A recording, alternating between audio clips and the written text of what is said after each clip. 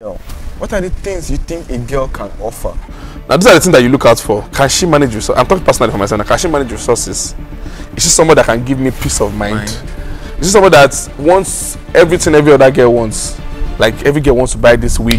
One, 2, 3, 4. Hello YouTube, my name is Gift, and on today's episode I am with an amazing person, an exceptional person, a role model to a lot of people, a mentor to a lot of young men outside there, a man that has proven excellence in different platforms. And it's a privilege that on this episode I'm bringing an amazing person by the name Adeleke Kunle. Thank you for coming. thank you very much. That seemed too official, but anyway. That was so official, actually, like very official. Anyway, But then it's fine. all right. Thank you for coming. One question I want to ask is, very important question is, young men of today, right? We are missing out a lot of things. We're missing out a lot of things. Let's leave the father figure aside. But what are the things you would say you've done so far that has intentionally moved you from ground zero? Because I was making some research, and I was looking at some things that have happened at the past and how much progress you've made. Like, I won't call it a short while. What are the intentional efforts you've put in place throughout this few years of your life? Okay. I feel one of the things that I have done is the fact that I'm always consistent with what I want to do. Like, consistency is very, very key. I see most persons want to do 10 things at the same time, but then they don't know that the fact that you can do 10 things doesn't mean that you should venture in those 10 things at the same time. But the fact that you can just take one or two out of those 10 things and be intentionally consistent in achieving those things, and you will see yourself just grow over time. See, consistency have really helped me a whole lot. When I mean a whole lot, it has helped me to stay true to a particular thing, even when it doesn't seem like it's coming forth as I wanted it to be. But then I tend to be consistent with it and put in all my effort in whatever I'm doing. And another thing is discipline. See, discipline is very, very important in the sense that you see most people do not know, they don't know how to differentiate between what they want and what they should be doing. The difference between what you want at a particular stage of your life and what is expected of you at that stage of your life, they are two different things. But people want to just do, everybody's doing this, I want to do this, everybody's doing this, I want to do. But no, for your own self, if you've come to figure out the kind of person you are, what you have been created to achieve, then you would not be moved by what everybody's doing. A lot of persons are doing TikTok and all of that, videos, but I mean, I don't know, it's not just my thing. It was even recently one of my friends was like, you need to try out TikTok and all of that. I'm like, okay, just for trying out sick, but it's not really my thing. So I feel discipline is also very, very important to help you stay in line to what you intend to achieve for yourself. And also, I think most persons do not know how to prioritize. Like, they want to just do everything. And I've found this over and over among young persons. They want to just achieve everything in the split of seconds. No, it's not. It doesn't work that way. It's a thing of a conscious effort. Like, it's conscious effort. You have to consciously want to do this thing at a particular time. So I feel that's one of the things that helped me: consistency, discipline, and being able to prioritize what I want to do. If the viewers don't know, I don't know if I can say this. Okay. The gentleman sitting beside me is a first class student. And that alone, I would boldly say, has a lot to do with discipline. Because to come out with that kind of grade, without beating around the bush, without mingling yourself with a lot of people, and without even going through corners, that means you actually had a lot of effort and discipline. Would you relate that to our personal life? The kind of effort or the kind of lifestyle you lived in your academics, how would you say you could relate that to your day-to-day activities? Okay, while I was in school, I graduated from University of Lagos, Unilag, University of First Choice and the Nation's Pride, actually. Proudly. I'm proudly an Akokite.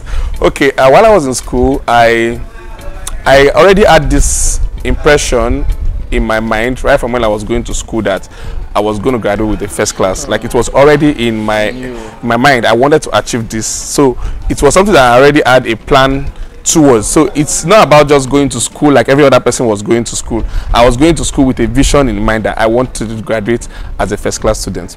And there is this word, imaginations. You know, the word imagination, it has a way of you picturing what you want to achieve for yourself, even when you have not gotten to that particular state. And even God, God can really cannot really do much if you don't have what you have yourself as a person as imagined to want to achieve. So God will only leverage on what you can see and then help you bring it to reality. So I saw myself as going to be a first class graduate. In fact, even before my convocation, I saw myself that I would be called out on my convocation day and I would be walked through the aisle and get awards. So when it happened, I wasn't really shocked because I was like, I've seen this thing before, though it wasn't real then, but now it is real. So consistency and discipline actually helped me in school, because Unilag obviously is a place that you can easily be distracted if you don't know what you're doing, because a lot of persons are doing different things and at different times. So I choose to want to be consistent and discipline my academics so that I never engaged in every other things. Like I was focused on, in fact, my life in school was very funny. I was just from class to fellowship, from fellowship to hostel, from hostel to class. Like that was just my kind of life when I was in school. So it took me away from a lot of things. Yes. Like I couldn't do a lot of things at the same time. But then in the ones I could do, I was able to achieve a lot in those things I was doing. So if you want to relate to our personal life, daily life, it's such that a person should not just wake up and just leave the house aimlessly without having what he or she wants to achieve in that particular day. But you see most young men and women as it were, this they just wake up to chances of life. They just want to let me just live life. But no, if you come to a consciousness where you want to be intentional about what you want to achieve per day, it has a way of making your results sure for that particular day. But once you don't even have it in your mind like you want to achieve this, or whatever happens that day, you just see it as well. That's just how life wants to be today, and then you accept chances. So you see most people that do well in what they do is not because they cannot also do many things, but because they've chosen to stay consistent with a particular thing at a particular time to achieve a particular result. Wow. What kind of story would you see? Like what experience in school made you realize that discipline is the only key? Because I feel there's something that would have happened, probably not in school, probably in life generally, probably your personal life. What kind of activity? Because I feel a lot of people are relaxing because they've not experienced life. Let me put it that way. So would you say you've experienced life that's an extension of how you are living today as a person? Okay, yeah, that's true. You want to tell us a story? Okay, when I was in my NC days, we don't really see our GPA, rather.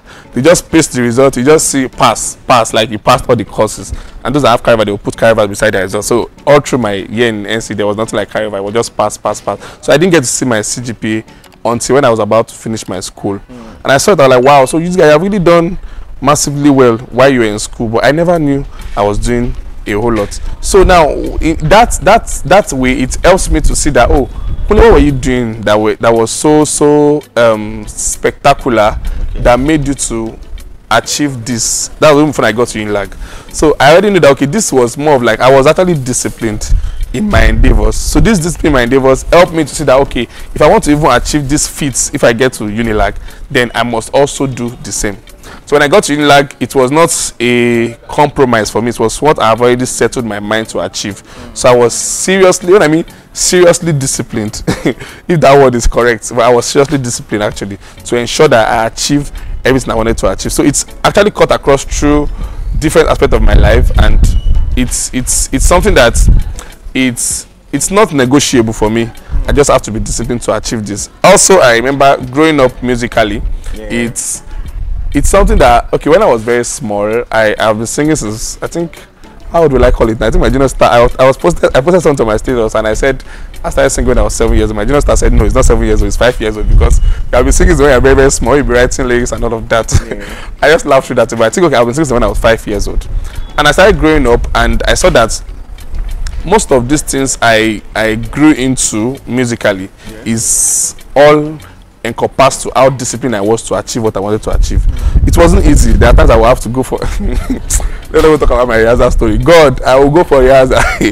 We have lecture on Friday. I'll go for rehearsal on Thursday night. I'll still go to church that next morning, still go to class, still have to read my books. You know, a lot of things that I was doing. Though most of those things I was doing, you can just center it around just three things: my academics, my music, and my spiritual life. So it was just those three basically I was focused on. And in focusing on those three, you know, it helped me a lot to actually balance other aspects of my life without stress. So I feel people should just learn to be disciplined in whatever they do, and see it as a conscious effort. So discipline is not what you just feel like doing. It's something that you consciously put upon yourself to do. Let me ask one very interesting question. So far, right, you spoke about TikTok, you spoke about the whole idea of distractions.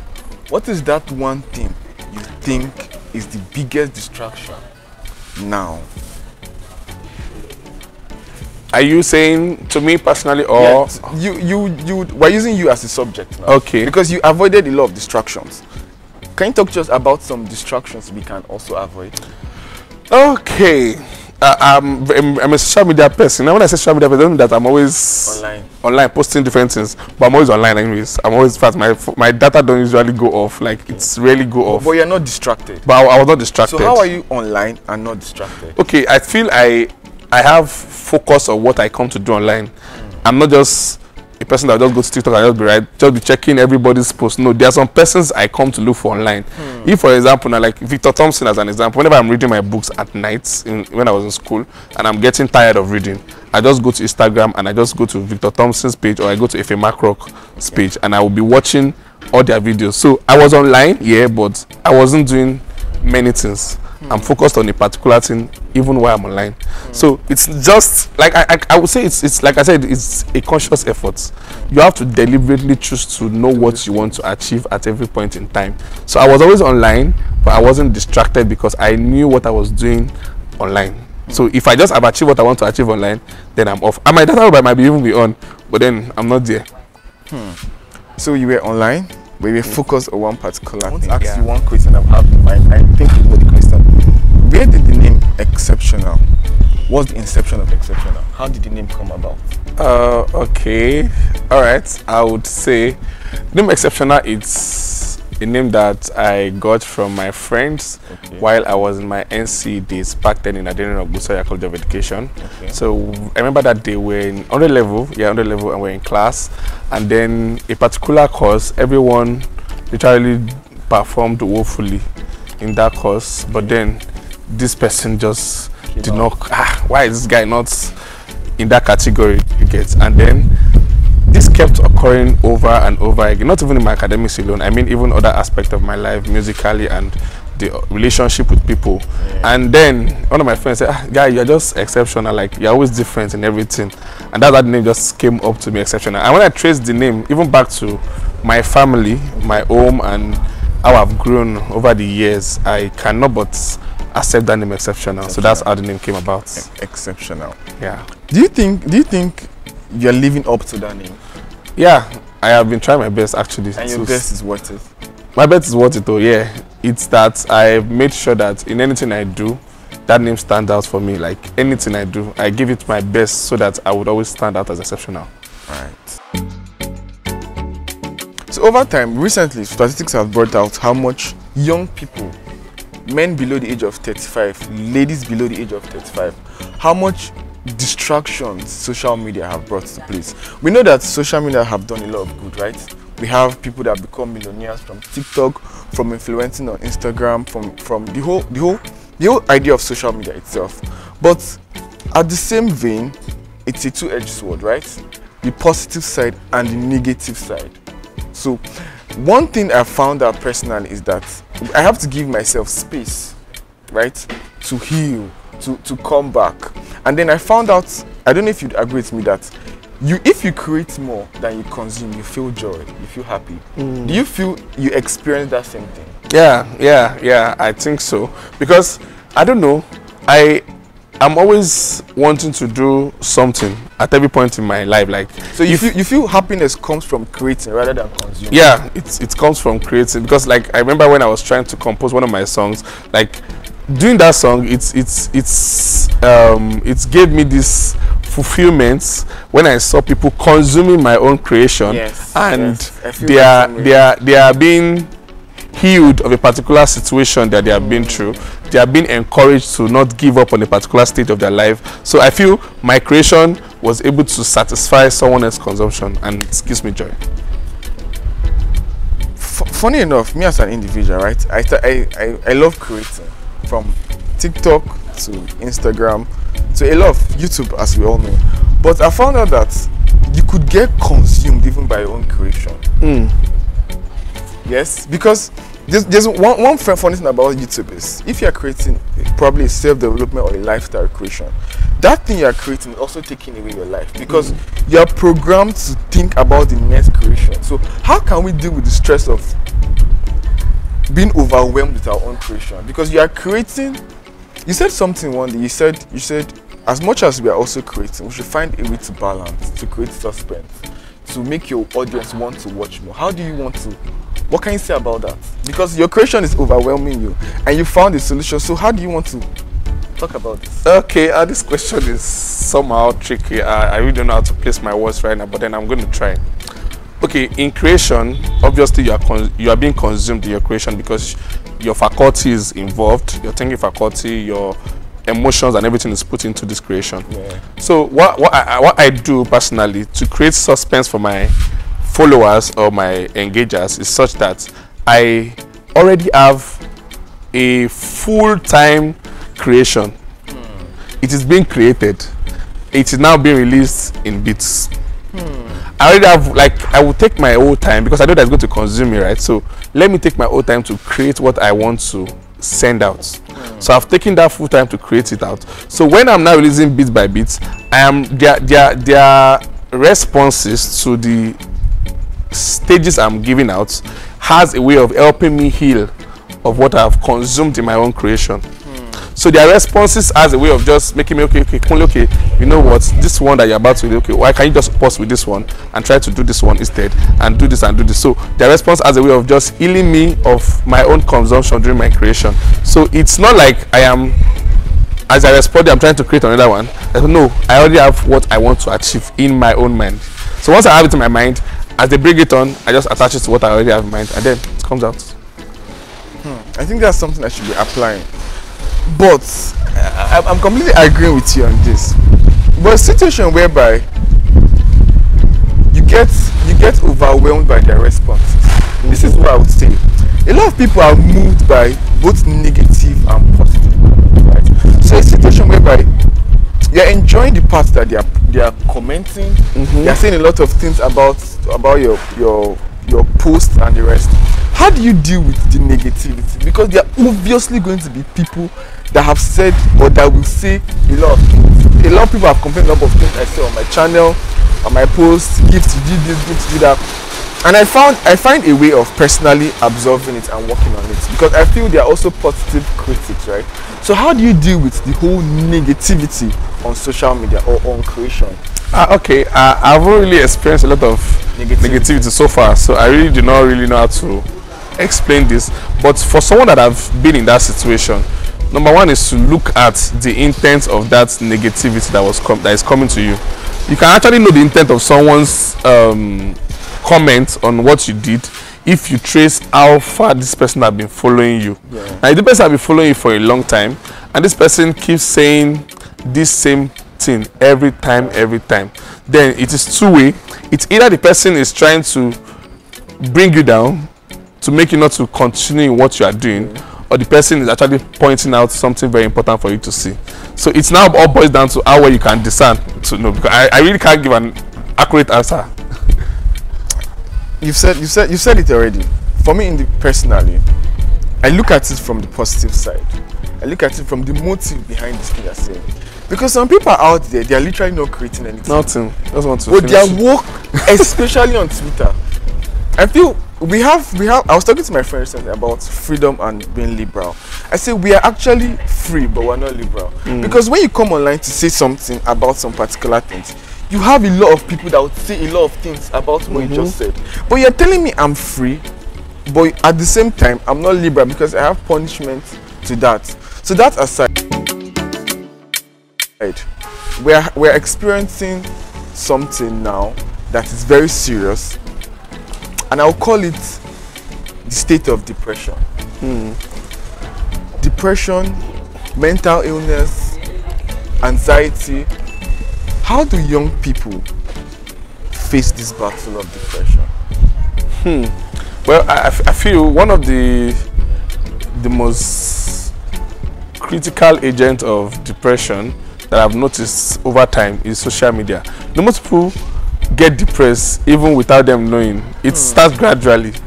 It starts by, for instance, you see your friends post on Instagram, and the person just beside the car, and you're looking at this person. Wow, this person was my classmate in secondary school, and I didn't even have a job, not even thought of getting a car. And whereas this person that you're talking about is not even his car, it's just a car that somebody parked and he's just posting with this person's car and all of that.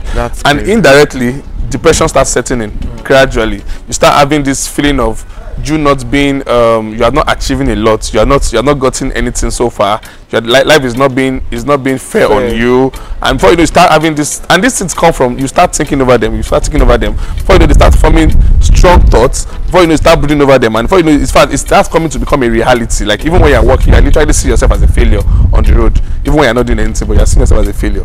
So depression is something that it comes from what you allow to enter into your what's this the subconscious mind, what you allow to get into it. So I feel it's something that you should be deliberate and intentional about. See, there's a lot of things that intentionality can actually bring for a man, and me, I think that's one of the things that have actually helped me, being intentional about whatever I want to do. So as young ones, we need to be intentional about how to stop depression, in the sense that we don't allow whatever we see around us to get into us. We don't allow it to affect us. Fine, it's not like there's something that we see that you don't want to, that will not bring you to your awareness and all of that, but it's good. But then don't let it get into your subconscious mind that you now have to start thinking about the fact that you are sleeping, you are seeing it in your dream and all of that. It's demonic. So it's something that we have to consciously disallow from our mind, not allowing what we see around us to build what we want for ourselves. You know, most people make this mistake of allowing situations around them to determine what they end up to become. And it is very, very wrong. I've seen many people that in their background they're not well to do and all of that, but they stood on the ground that no, I'm going to achieve this, and they ended up achieving it. So if they have allowed their background to put their back on the ground, as it's popularly say, now they would end up being a failure. But because they never allowed the background, so the thing that would do about depression as young ones is to not allow the situation around us to determine what our lives become. Wow. If you stayed up to this time, I want you to hit the subscribe button. I want you to also like. We're going on a short break, and we'll be back to talk more about depression, mental illness, anxiety, and social media. Okay, welcome back. My name is Gift, and I'm sitting with an exceptional individual, Adeleke Kunle. Thank you for coming once again. Thank you very much for having me. We had to drink water and all. Alright, so lastly, and most importantly, we are going far in life. We as individuals, we as young people, and we're also facing pressure. And one of the I spoke about it a little while ago: instant gratification and long-term gratification, right? How do we work on this as young people? How do we leave the pressure of the world? Like, it's good to make money, right? We want to make money. We want to live flamboyant lives. We want to move up to the next class. But we're also facing pressure. So how do we manage pressure positively, negatively, and then deal with instant gratification? Because I feel this is the bedrock of a lot of addiction. Yeah, okay. I feel that pressure is, like you said, it can be positive and it can be negative. Now, positive pressure comes in place when you have a deadline to meet, for instance, and there's this pressure coming to you. You know, in that way, it's positive because it yields a positive result. Any pressure that comes on you and doesn't yield a positive result should not be so-called accepted.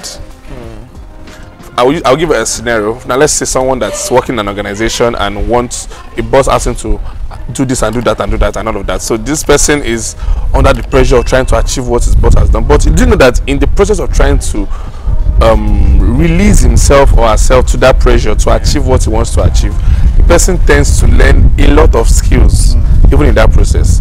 For instance, being able to manage time, being able to be effective with work at a very short space of time, and unconsciously that is being added to your virtue as a person.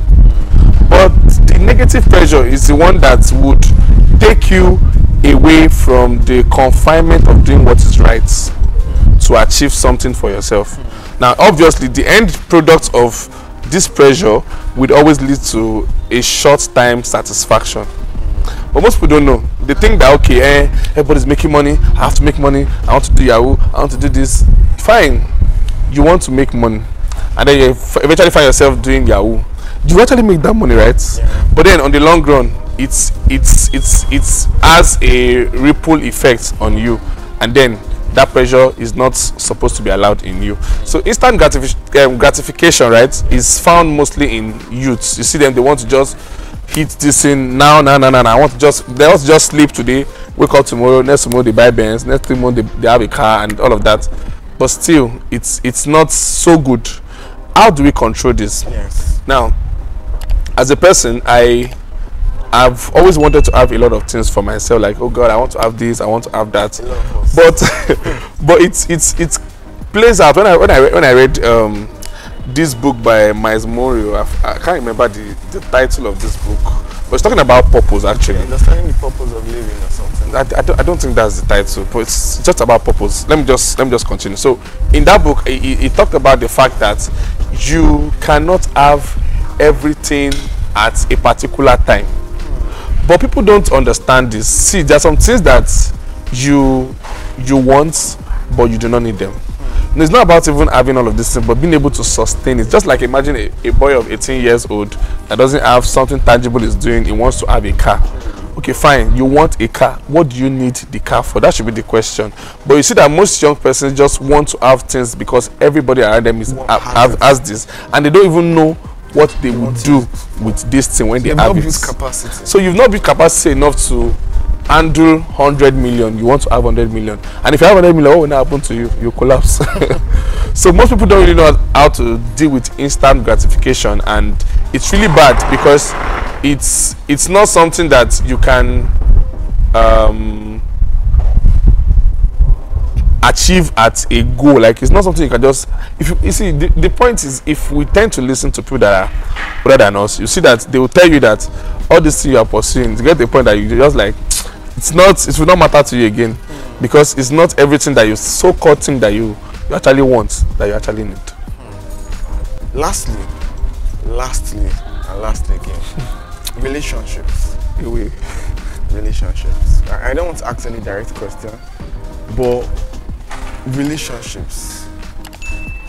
A lot of us as young men today are falling into the wrong relationships, right? And when I mean relationship, I mean emotional relationship. Either you have a girlfriend, or you have a fiancé, you are married, you have a child. How do we build good and healthy relationships? What are the criteria we look out? I know there are no specific criteria. It's relative to a lot to different persons. But I feel there are still some general things we should look at from a girl. Let's be direct, from a girl. What are the things you think a girl can offer? This is you speaking from a man's perspective. Okay. Most persons do not really know how to differentiate between a girlfriend and the kind of woman I want to marry. There are two different things. You know, people just have girlfriend because they just want to have fun. Yes. Everybody's having girlfriend. I should have a girlfriend. You know, I also have a baby. My baby's fine and all of that. But then, is she the woman you really want to marry?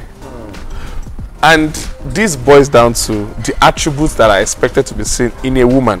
For instance, I cannot marry someone that does not know how to manage resources.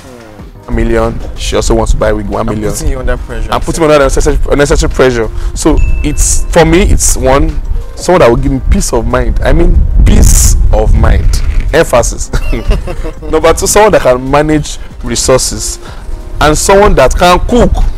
Cook, oh, you don't know how to cook. Me, I cannot marry you. Because I like food. This is my belly. I don't joke with food. So it's that way for me. But most guys, you see them, they are after this spec of, you know, she should be tall, have this curvy stuff and all of that. That's their own focus. I'm not saying that those things are bad, but they're not bad. But then you will be surprised that in that so-called spec, you can actually get a wife material from it. Now, I'm not saying that they're not girls that are like that and they will still give you wife material yet. There are people like that, but on the scale of 1 to 10, I would say maybe just 3 over 10 you will see. I can give you that particular stuff. So guys should, or young men should look at the outright values that they want to see in a woman they want to marry, not just about getting into it. And the mistake most of these girls get into is because they also want a guy that just have a car, a guy that is flashy, that can dress. But if you ask them deep down of their heart, you see that it's not like they wanted this kind of person, but because they are just being moved by the situations around, like what their friends are doing, the kind of weddings that friends are doing. Like they want a big elaborate wedding where, you know, flowers be flying from the moon, money is flying up and down everywhere, and they end up picking the wrong choice. So I feel it's more of, and like, see, I don't know, this is one of my regular word, intentional effort. You see, you have to be intentional. If you're not intentional, there are a lot of things that life will just sweep you. Lastly, we've spoken about dating, we've spoken about relationship, we've spoken about addiction, we've spoken about growth, depression, mental development, social media. But the last thing that is very important now is money. Money is the most important thing for us. It's the root of all evil. The love of money is the root of all evil. Okay, right? The love, yeah. So what will you have to say about money? What kind of idea do you think is something that young people should be pushing out for now? Okay, I don't know how to put this so it won't eat some other people in another way. Money is good. Like, money is very good. If you have money, you would enjoy it. It's good. But then some persons don't even know why they have money. See, money is not just what you should just have. Do you need the money? I have a friend. He owns a what's this thing called? A car wash. He owns a barbing salon. This guy has a lot of things. A very young guy, yo. But then all of this money that he has, like, you cannot see categorically the impact this money has made on those around him. So most persons have money, but they don't know how to handle money. And you know, it's not about having money for a short period of time. It's about being able to sustain your process of money. Yeah, you said something, let me quote you. You said, okay, staying at the top is more important than going to the top. Yes, it's staying at the top that is most important, because most persons will just, they are aiming, I want to get to that top. I want to get to that top. You want to just get there at all costs. They do all they can to get there. But my brother, how do you sustain yourself in that particular height? That's what matters. Because if you can't sustain yourself in that height, that place you are coming from, you will still go back there. You see some people that will have money. In 2 weeks, they have millions. And in another 2 weeks, they are poor. They are broke. They are already asking to borrow their money. Now, you'll be wondering why. It's because they don't understand the way to sustain what they already have. So it's not really about the quest to have, but you should focus more on the quest to sustain what you already have. Most of these people that you see, these big men that you see, Aliko Dangote and the likes of them, they have this ability to sustain what they have. That's why they don't become poor. It's just something that cannot happen because they understand the key to sustain what they already have. But most persons, we have to spend and we don't have to earn more. It's two different things. You have money now in your account, 20,000, and the first thing that if as a young guy you have 50,000 in your account, and the first thing that comes to your head is, I want to buy this, I want to buy this, I want to buy this, I want to buy this, just give yourself a few hours, that 50,000 will finish. But if you have a particular amount in your mind and you're like, how can I make this money increase? How can I increase this money? How can I make this 50,000 become 200,000? How can I make this 200,000 become 1 million rather? If that is not the mindset, the person will end up in poverty last. I have learned from this personally, because there was a point in my life that if I had money like this, I just want to buy. I just want to buy. I just want to buy. But over time, I got to see that, guy, it's not really about all this buying and buying and buying. So most people have money to spend, but they've failed to realize that money is not supposed to just be spent, but that money can also be used to earn more money. More money. Wow, this is my favorite episode. I want to really appreciate you for taking time again, for coming to join us. Where can everyone find you? On Instagram at exceptional_music, and Facebook Adekunle Adeleke. And where am I again? Am I in another place? I don't know. I think I'm on TikTok. I don't even know my TikTok page. Funny enough, I'm not that kind of a TikTok person, but Instagram and Facebook most likely, and then YouTube on Adeleke Kunle Exceptional. I don't know. Somebody was asking me, why are you using Adeleke Kunle Exceptional? Why are you not using Adeleke Kunle Peter? I said, because Exceptional is my name, so I'm using it. Thank you so much for joining me. Thank you very much. Gift, and I'll see you in the next one. Bye for now. They're not very comfortable. Like they're shaking. I feel it has to do with practice. Yeah. Consistency. So I've not really stayed on camera like to talk apart from singing, but talking, I think maybe my convocation day when I was interviewed, that was the day I think I'll share a little clip on that. Can I do that? Yeah, right. You can. That's